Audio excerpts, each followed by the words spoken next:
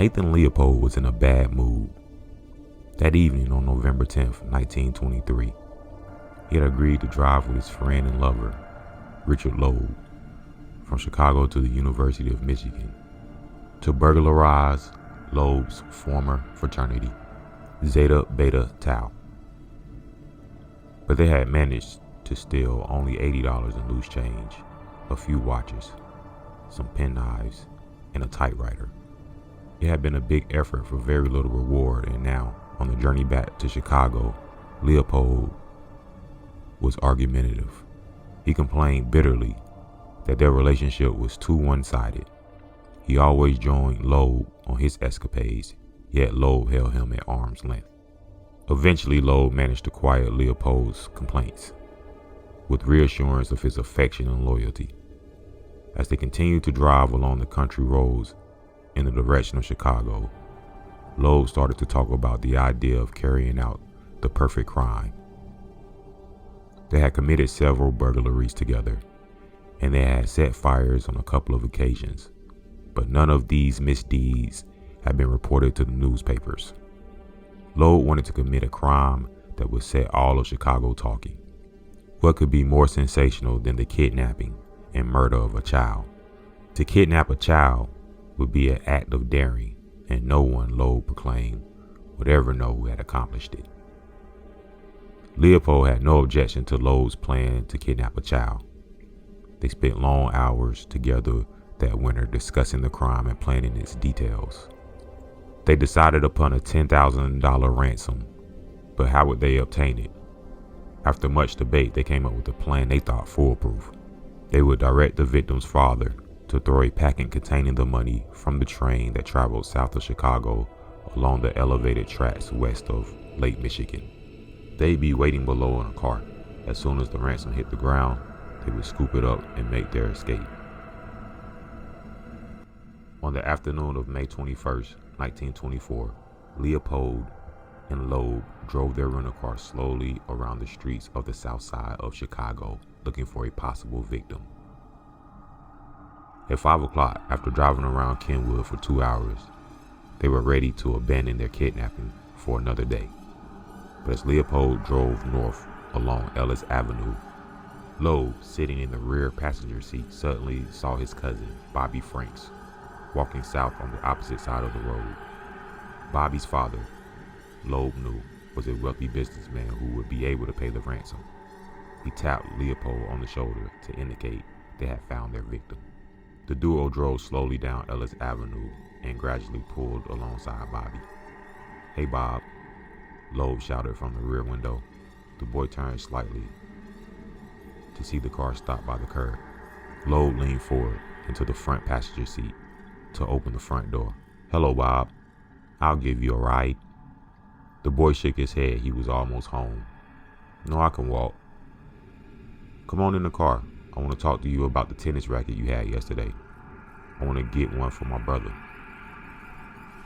Bobby had moved closer now. He was standing by the side of the car. Loeb looked at him through the open window.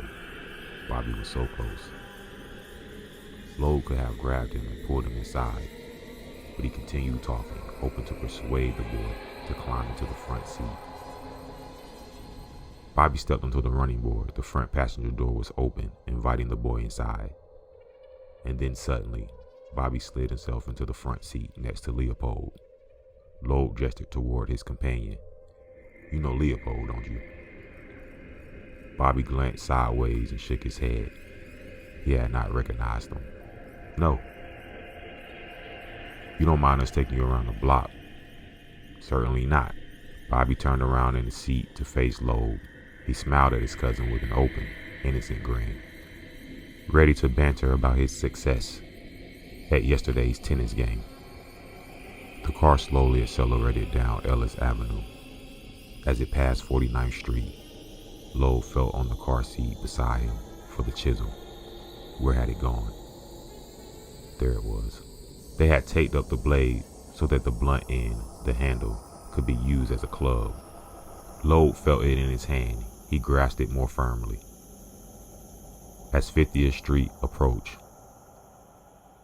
Bobby looked away from Loeb and glanced toward the front of the car. Loeb reached over the seat. He grabbed the boy from behind with his left hand, covering Bobby's mouth to stop him from crying out. He brought the chisel down hard. It smashed into the back of the boy's skull. Once again, he pounded the chisel into the skull with as much force as possible, but the boy was still conscious. Bobby had now twisted halfway around in the seat, facing back to Loeb, desperately raising his arms as though to protect himself from the blows. Loeb smashed the chisel down 2 more times into Bobby's forehead, but still, he struggled for his life. The 4th blow had gashed a large hole in the boy's forehead. Blood from the wound was everywhere, spreading across the seat, splashed onto Leopold's trousers, spilling onto the floor. It was inexplicable. Loeb thought that Bobby was still conscious. Surely those 4 blows would have knocked him out. Loeb reached down and pulled Bobby suddenly upwards, over the front seat to the back of the car. He jammed a rag down the boy's throat, stuffing it down as hard as possible. He tore off a large strip of adhesive tape and taped the boy's mouth shut. Finally, the boy's moaning and crying had stopped. Loeb relaxed his grip, and Bobby slid off his lap and lay crumpled at his feet. With the body on the floorboard out of view, Leopold and Loeb drove to their predetermined dumping spot near Wolf Lake in Hammond, Indiana, about 25 miles south of Chicago. After nightfall, they removed and discarded Frank's clothes. They concealed the body in a culvert along the Pennsylvania Railroad tracks north of the lake. To obscure the body's identity, they poured hydrochloric acid on his face and also on his genitals to disguise the fact he had been circumcised. Leopold and Loeb had expected to carry out the perfect crime, but as they disposed of the body, a pair of eyeglasses fell from Leopold's jacket onto the muddy ground. Upon returning to the city, Leopold dropped the ransom letter into a post box. It would arrive at the Franks' house at 8 o'clock the next morning. The following day, a passerby spotted the body and notified the police. The Franks family confirmed the identity of the victim as that of 14-year-old Bobby. The perfect crime had unraveled, and now there was no longer any thought on the part of Leopold and Loeb of attempting to collect the ransom. By tracing Leopold's ownership of the eyeglasses, the state's attorney, Robert Crow, was able to determine that Leopold and Loeb were the leading suspects. 10 days after the murder, on May 31st, both boys confessed and demonstrated to the state's attorney how they had killed Bobby Franks. Both Leopold and Loeb admitted that they were driven by their thrill-seeking delusions and their aspirations to commit a perfect crime.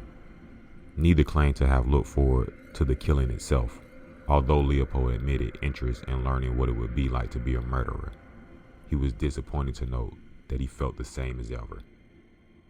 Both young men were sentenced to life imprisonment plus 99 years. Loeb was murdered by a fellow prisoner in 1936. Leopold was released on parole in 1958.